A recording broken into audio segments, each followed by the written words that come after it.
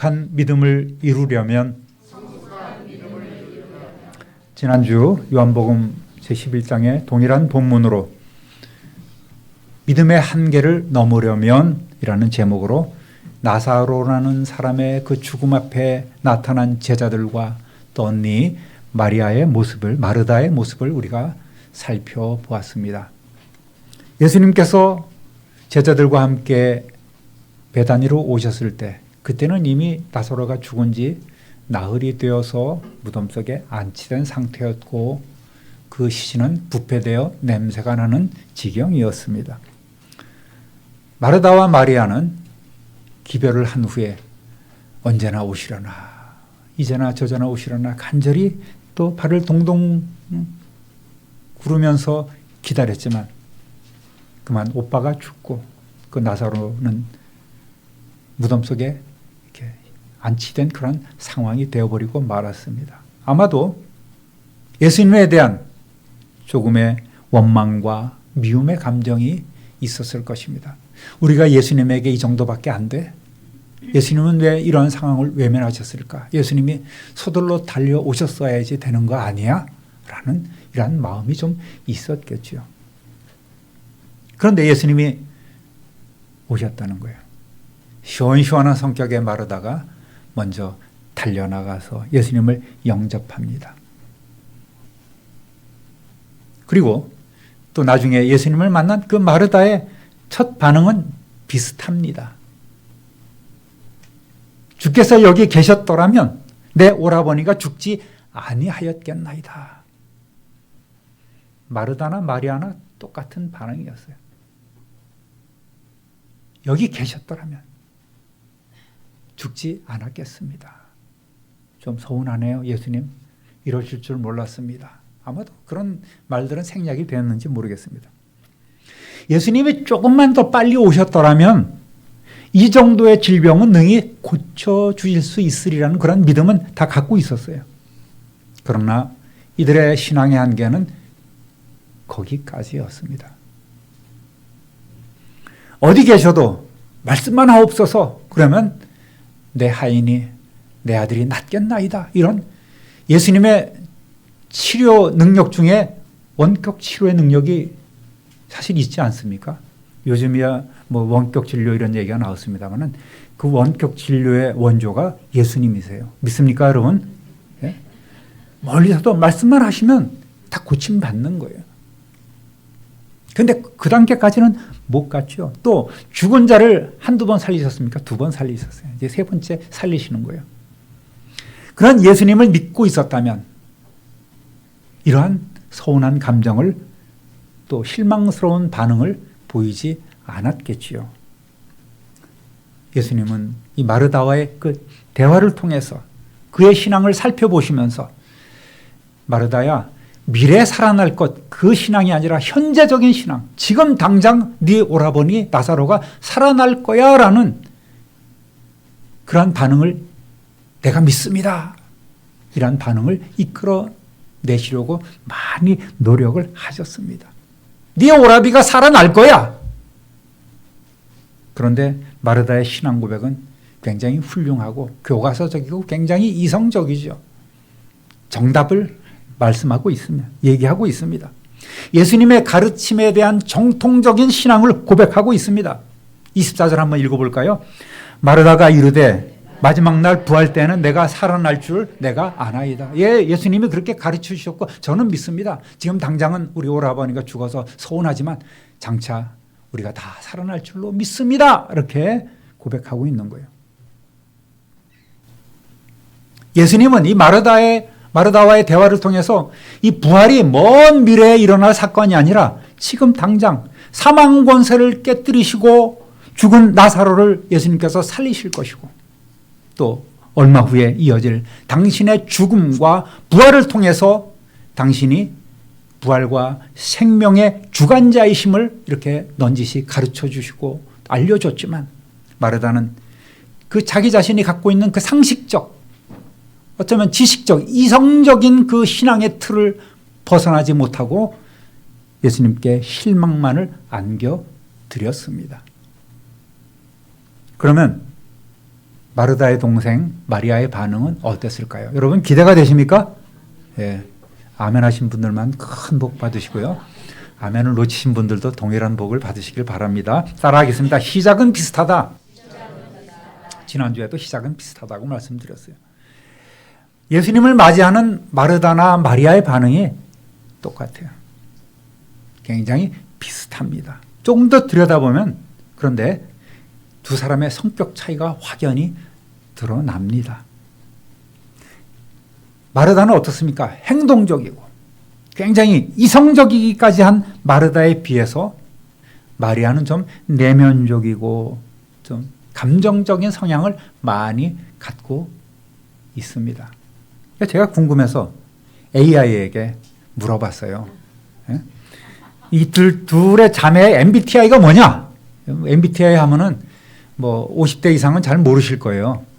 나를 무시하는데 나도 알아 이 사람아. 이제 그러고 그런 표정으로 계신 분도 있지만은 굳이 한번 이 두 사람의 성격이 대조가 돼서 한번 물어봤어요. 제가 AI 물어봤더니 뭐라고 대답합니까? 그랬더니 굉장히 재미있는 대답이 나왔습니다. 우선 이 두 자매의 성격은 아주 대조적이라는 거예요. 마르다는 ESTI. ESTI가 뭐다? 딱 나오죠. 젊은 사람들은 나옵니다. 이건 뭐냐면 굉장히 현실적이고 책임이 있는 조력자 타입이라는 거예요. 그리고 타고난 지도자 또는 엄격한 관리자 유형이 바로 이 ESTI 성격이라는 겁니다. 간단히 설명드리죠. 그럼 E라는 게 뭐냐? 외향적이라는 거예요. 성격이. 굉장히 외향적입니다. 주님이 오신다는 소식에 집 밖으로 달려나가서 맞이하면서 자신의 생각과 감정을 그냥 가감없이 표현하는, 직설적으로 표현하는 그런 스타일인 거예요. S는 감각형입니다. 미래도 중요하지 않고 지금 현실이 중요한 거야. 손님 대접에 또 부패한 오라버니 시신의 냄새에 굉장히 민감한 거예요. 그래서 자꾸만 이건 안 되고 이건 안 되고 현실에 집착하는 타입입니다. T는 사고형, 또 J는 판단형인 거예요. 이런 설교하는 목사가 대한민국에 없을 것 같습니다만 어쨌든 주께서 여기 계셨더라면 이렇게 아주 논리적이고 인과관계를 철저히 따지는 스타일인 거예요. 그럼 내 오라버니가 죽지 않았을 텐데 왜 이제 오셨어요? 따지냐? 따지고 있습니다. 지금 이렇게. 그리고 예수님 발 앞에만 있어서 말씀만 듣고 있는 마리아에게 야 동생아 좀 나 좀 도와줘. 예수님 얘 좀 내보내주세요. 저 좀 지금 일손이 딸려 죽겠는데. 어디 굉장히 현실적이죠. 일에 대한 질서와 계획이 분명합니다. 그대로 진행해야지 성격이 그 성질이 풀리는 거예요. 이런 마르다. 좀 비슷하지 않습니까 여러분? 자 그러면 이에 비해서 마리아는 어떤 성격이냐. INFP라는 거예요. INFP. 뭔지 모르지만 저건 그러려냐 고개만 끄덕이시면 돼요. 즉 내면의 가치를 추구하는 경청자 타입이라는 거예요. 저도 어제 찾아보고 그렇구나 이렇게 좀 이해를 하고 있습니다만 I라는 것은 E에 비해서 E는 외향적, I는 내향적인 성격이에요. 주님이 부르실 때까지 그저 집안에서 슬픔 가운데 빠져 있습니다. 많은 사람과 대면하기보다는 늘 예수님과의 그 직접적인 깊은 교감을, 정서적 교감을 굉장히 선호하는 타입 아니겠습니까? 예수님이 가끔씩 들려서 말씀을 전하실 때도 그 발 앞에서 이렇게 말씀을 듣고 사모하고 하는 그런 마리아의 모습을 이렇게 생각해 보시면 되겠습니다. 그리고 N은 직관적인 거예요. 직관적입니다. 음식을 준비하는 그런 현실적인 문제보다는 예수님의 가르침에 집중하는 그런 본질을 추구하는 타입이라는 것이죠. 또 F는 감정적인, 감정형이에요. 논리적 설명보다는 우선 예수님을 만나니까 앞에 나가서 먼저 그냥 엎드려서 울음부터 터뜨리는 이런 눈물로서 자신의 감정을 전달하는 스타일인 거예요. 그리고 P는 인식형입니다. 즉흥적 성향이 강한 거예요. 즉흥적이다. 우리가 좀 배우겠지만은 또 향유를 이렇게 예수님에게 갖다 붙지 않습니까? 그런 성격을 보면은 이 INFP 이렇게 우리가 볼 수가 있겠습니다. 그러고 보니까 어느 정도 맞는 말인 것 같아요. 여러분 그렇지 않습니까? 이 두 가지 성격 중에 하나이신 분이 있습니까? 앞이든지 뒤든지 그런 분들이 한 두어 분 계신 것 같아요. 이렇게 확연한 성격 차이는 서로를 보완해 주기도 하지만 종종 두 사람 사이에 그 갈등을 초래하는 요소가 되기도 했을 것입니다. 친구도 잘 만나야 돼요. 서로를 보완해 주는 그런 찰떡궁합 같은 부부 또 친구들이 있는 반면에 이런 성격이면 서로 또 여행 가면은 꼭 싸우고 와. 다시는 안 봐. 그런 스타일도 있어요. 나는 좀 어디 가서 여유롭게 산책하면서 차도 마시면서 주의 경관도 즐기고 싶은데 누구는 하나라도 더 봐야 돼. 막 쫓아가고 남들이 가지 않는 곳까지 가서 굳이 가서 봐야 되고 어디에 책에 나왔는데 이건 꼭 봐야 되는데 그러면서 새벽부터 밤까지 끌고 다니는 스타일입니다. 누구라고 얘기는 할 수 없습니다만 그런 타입이죠. 저는 전형적인 앞에 그런 부분입니다. 자, 이성적인 그런 마르다의 신앙에 비해서 따라하겠습니다. 감성적 신앙의 마리아. 예수님과의 대화를 서둘러 맺죠. 예, 예수님 제가 알았어요. 이 다음에 제가 우리 모두가 다 부활할 거 믿습니다. 됐죠? 그러면서 예수님을 떠나서 돌아옵니다. 마르다에게 조용히 예수님이 오셨음을 알려줍니다. 아마도 예수님께서 만나서 마리아는 어떻대? 지금 뭐하고 있어? 이렇게 질문했었을 거예요. 당연히 그렇지 않겠습니까? 또는 마리아를 불러오라 그렇게 말씀하셨을 수도 있겠죠. 28절부터 30절까지 읽어보겠습니다. 이 말을 하고 돌아가서 가만히 그 자매 마리아를 불러 말하되 선생님이 오셔서 너를 부르신다 하니 마리아가 이 말을 듣고 급히 일어나 예수께 나아가매 예수는 아직 마을로 들어오지 아니하시고 마르다가 맞이했던 곳에 그대로 계시더라. 아멘. 그래도 언니는 언니죠. 사람들이 몰려들면 동생이 따로 예수님을 만나지 못할까 봐 나름 예수님으로부터 자신이 받았던 그 위로를 마리아도 느끼게 하려는 언니의 배려심이 돋보이고 있습니다. 조용히 가서 야 마리아야 예수님 오셨어. 너를 부르셔. 빨리 가봐. 이렇게 전달했던 거예요. 슬픔 가운데 예수님이 오시기를 간절히 기다리고 있던 마리아는 서둘러서 그 마을 입구에 계신 예수님께 달려갑니다. 특이한 게 있죠. 우리 현실적으로 대통령이 조문 온다고 해서 장례식장 앞까지 나가서 맞이하는 사람은 없을 겁니다. 아무리 귀한 사람이어도 장례식장 입구까지 나가서 어서 오십시오 하고 일리 오십시오 영접하는 사람은 없을 거예요. 그런데 예수님은 조문객으로 오셨으면서도 불구하고 마르다와 마리아를 이렇게 불러냅니다. 마리아를 불러내고 있어요. 그 차이가 뭘까요? 예수님은 조문객으로 오신 것이 아니라 나사로를 살리시러 오셨기 때문입니다. 할렐루야! 이것이 차이인 거예요. 조문하고 위로한 것이 예수님의 오늘 하실 일이 아니라 무덤에 갇혀서 냄새 폴폴 나게 썩어가는 그 나사로를 살리러 오셨기 때문에 무덤에 가까운 곳에서 이 마리아를 부르셨던 겁니다. 31절 읽어보겠습니다. 마리아와 함께 집에 있어 위로하던 유대인들은 그가 급히 일어나가는 것을 보고 곡하러 무덤에 가는 줄로 생각하고 따라가더니 사람이 죽으면 이 사람들은 보통 일주일 정도는 곡을 합니다. 전문적으로 울어주는 그런 직업적 사람도 직업인들도 부르기도 하지만 일주일 동안은 애통하며 무덤 앞에서 슬퍼하는 것이 이들의 풍습이었습니다. 마리아를 위로하던 그 조문객들이 마리아가 나가는 것을 보고 무덤으로 곡하러 가는 것인 줄 알고 전부 다 우르르 몰려 따라갑니다. 조용히 예수님을 만나려던 마리아의 계획이 그만 어그러졌습니다. 어쨌든 그건 좋죠. 32절 읽어보겠습니다. 마리아가 예수 계신 곳에 가서 배엎고 그 발 아래 엎드려 이르되 주께서 여기 계셨더라면 내 오라버니가 죽지 아니하였겠나이다 하더라. 아멘. 많은 사람이 따라왔음에도 불구하고 마리아는 예수님을 만나자마자 쓰러지듯 그 발 앞에 엎드려 흐느끼기 시작하는 거예요. 평소 그토록 의지했던 예수님이 너무 늦게 오셨어. 고침받지 못하고 죽은 우리의 오라버니가 너무도 불쌍해. 그런 안타까움과 또 슬픔, 아쉬움 등이 아주 뭉쳐져서 진하게 밀려오면서 예수님을 만나자마자 그 앞에서 흐느끼기 시작하는 겁니다. 저는 그래서 이 마리아를 별명을 붙여놨어요. 발 아래 마리아. 예수님 발 앞에 마리아라고 저는 이렇게 부르기를 좋아합니다.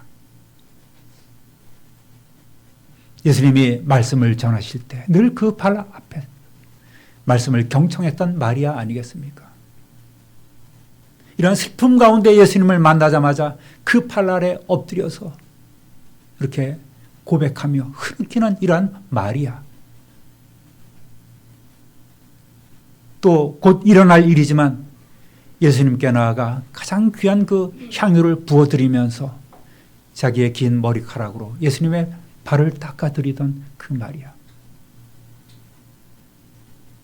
이걸 보면은 어떻습니까? 겸손하게 늘 말씀을 사모하면서 또 하나님 앞에 주님 앞에 기도할 줄 알고 또 주님을 섬기는 그런 아주 오늘날로 얘기하면 그 육각형의 그런 소유자, 육각형 신앙의 소유자라고 볼 수가 있는 거예요.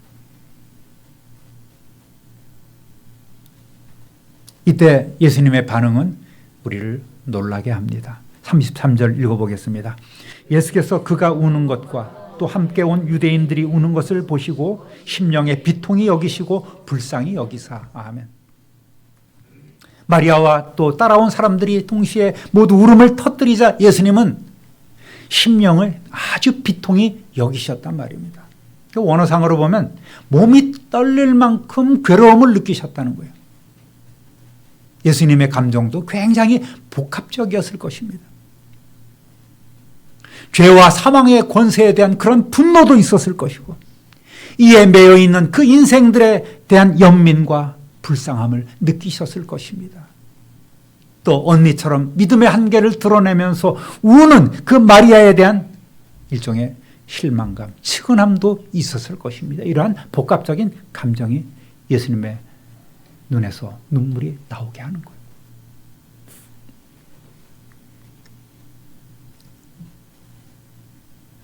예수님이 이렇게 말씀하셨으면 어떻을까? 야, 마리아야, 왜 울어? 너 나 못 믿어? 내가 네 오라버니 살려준다니까? 이렇게 일갈하실 수도 있었겠어요. 근데 우리가 참 감동받는 것은 예수님은 우리의 모든 연약함을 다 겪으신 분이라는 사실이죠. 인간이 갖고 있는 우리가 느끼는 모든 그런 감정들을 다 갖고 계셨던 예수님이라는 사실입니다. 그렇게 너나 못 믿니 얘기하지 않고 감정을 누르신 채 사람들에게 묻습니다. 왜? 예수님께서는 이제 하셔야 할 일을 하셔야 되기 때문입니다. 34절 읽어보겠습니다. 이르시되 그를 어디에 두었느냐? 이르되 주여 와서 보옵소서 하니 예수께서 눈물을 흘리시더라. 사람들이 예수님을 그 무덤으로 이끌어가자 예수님은 눈물을 흘리기 시작하십니다. 이런 예수님의 심정을 모른 채 오해한 유대인들이 또 수군거리는 거예요. 말꾼들은 언제나 말하기를 좋아합니다. 모든 일에 의미를 부여하고 모든 일을 삐딱하게 보고자 합니다. 일부는 비아냥거리기까지 하지 않습니까? 35절 읽어보겠습니다. 이에 유대인들이 말하되 보라 그를 얼마나 사랑하셨는가 하며 그중 어떤 이는 말하되 맹인의 눈을 뜨게 한 이 사람이 그 사람은 죽지 않게 할 수 없었더냐 하더라. 일부는 감탄하고 참 사랑하셨구나. 일부는 왜 맹인의 눈도 그 사람들에게는 예수님께서 눈을 뜨게 한 사건이 가장 큰 사건이에요. 예루살렘에서 일어났던 그런 사건 가운데. 왜 맹인의 눈을 뜨게 했는데 왜 이 사람은 죽게 했지? 그런 비아냥거리는도 있었을 것입니다. 예수님을 배척하는 많은 그런 유대 교권자들 가운데 이런 사람들이 있었을 것입니다. 성경에는 예수님께서 눈물을 흘리시는 곳이 세 곳이 나옵니다. 모두 죽음을 앞두셨을 때에, 당신의 그 구원 사역을 이루려 하실 때에 일어난 일이었습니다. 오늘 우셨고 또 곧 예루살렘 성이 무너질 것을 내다보시고 우셨습니다. 또 겟세마네 동산에서 당신의 사명 앞에 눈물 흘리며 하나님 앞에 간구했습니다. 히브리서 5장 7절 읽어보겠습니다. 그는 육체에 계실 때에 자기를 죽음에서 능히 구원하실 이에게 심한 통곡과 눈물로 간구와 소원을 올렸고 그의 경건하심으로 말미암아 들으심을 얻었느니라. 심한 통곡과 눈물로 간구와 소원을 얻었다. 땀이 떨어지는 핏방울처럼 이렇게 될 정도로. 그래서 겟세마네 동산에서 예수님은 3대 액체를 흘리셨다. 눈물과 땀과 피를 흘리셨다. 그런 기도를 들으셨다고 우리는 그렇게 배우고 믿고 있습니다. 여러분, 우리의 친구가 되어주셔서 늘 우리의 아픔에 공감하시면서 눈물 흘리시는 그 예수님, 인간의 연약함과 아픔을 느끼지 못하는 그저 신이신 예수님이 아니라 인간의 수고로움과 질병을 겪으시고 우리의 모든 슬픔을 대신 당하신 예수님이셨습니다. 할렐루야. 그래서 우리는 예수님을 더 사랑합니다. 더 예수님과 깊은 교제를 갖길 원합니다. 예수님께서는 오늘도 우리의 모습을 보면서 울고 계실지 모르겠습니다. 성령께서 말할 수 없는 탄식함으로 우리를 위하여 간구하신다고 하셨는데 예수님은 하나님 보좌 우편에서 오늘 우리를 어떠한 감정으로, 느낌으로 보고 계실까요? 문제 만난 이들이 예수님 앞에 나와 흐느낄 때에 예수님은 어떠한 마음으로 우리를 바라보고 계실까요? 여러분, 이러한 사랑과 긍휼의 예수님을 반드시 만나 뵙기를 우리 주님의 이름으로 축원합니다. 꼭 만나셔야 돼요. 꼭 그분 앞에 나가 울어야 합니다. 기도하지 않으면 얻을 수 있는 것은 아무것도 없습니다. 따라하겠습니다. 향유를 부어드린 감사신앙. 성도 여러분, 그 다음에 나사로가 살아난 이야기는 지난번에 다 우리가 나누었습니다. 이런 놀라운 기적을 체험하고 영광을 보게 된 마리아는 어떻게 예수님에 대한 감사를 표현했을까요?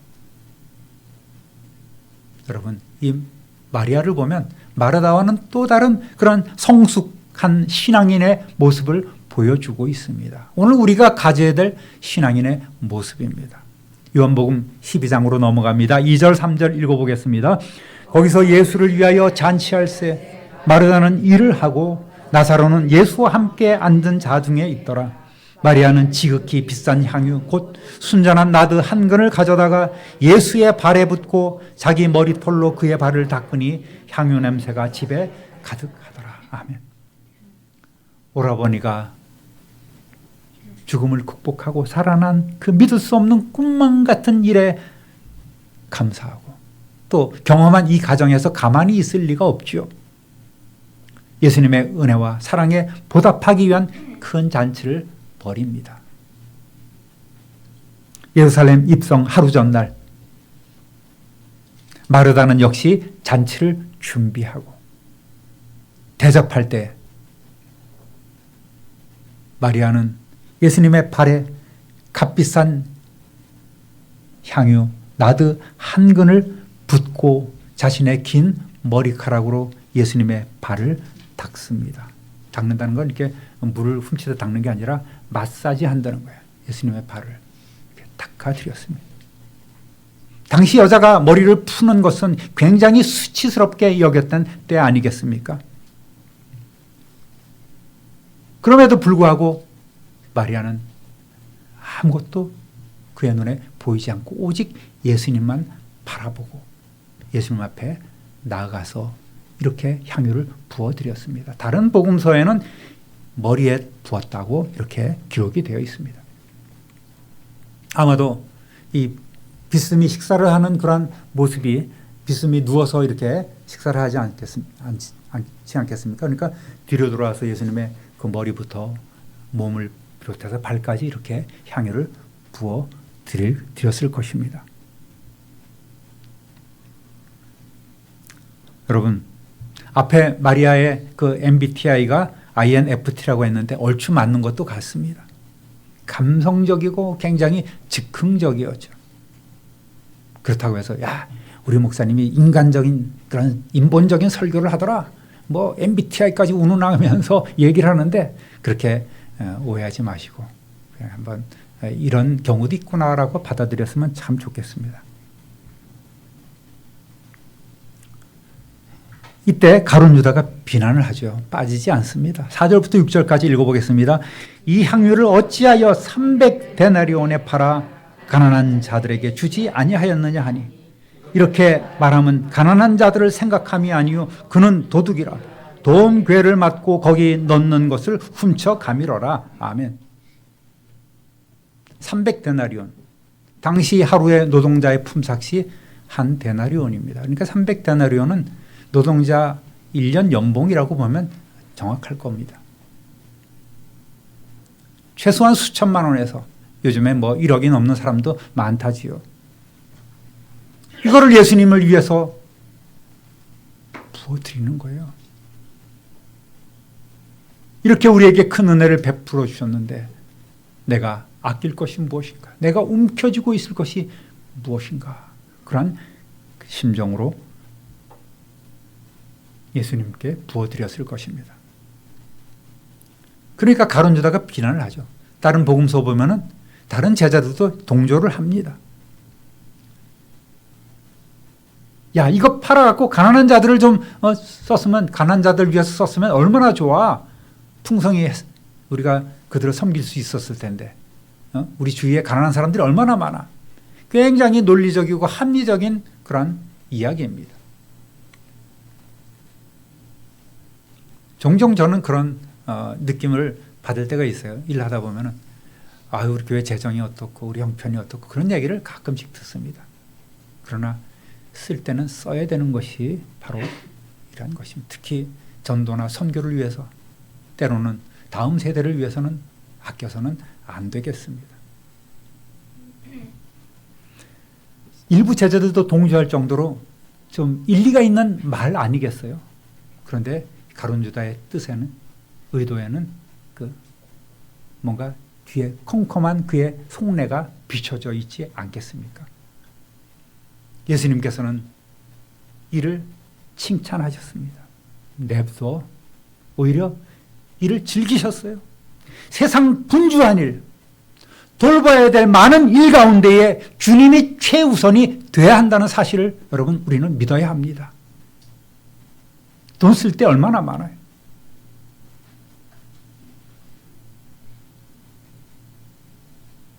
그럼에도 불구하고 우리는 하나님 앞에 드릴 것을, 주님께 드려야 될 것을 너무너무나 아까워합니다.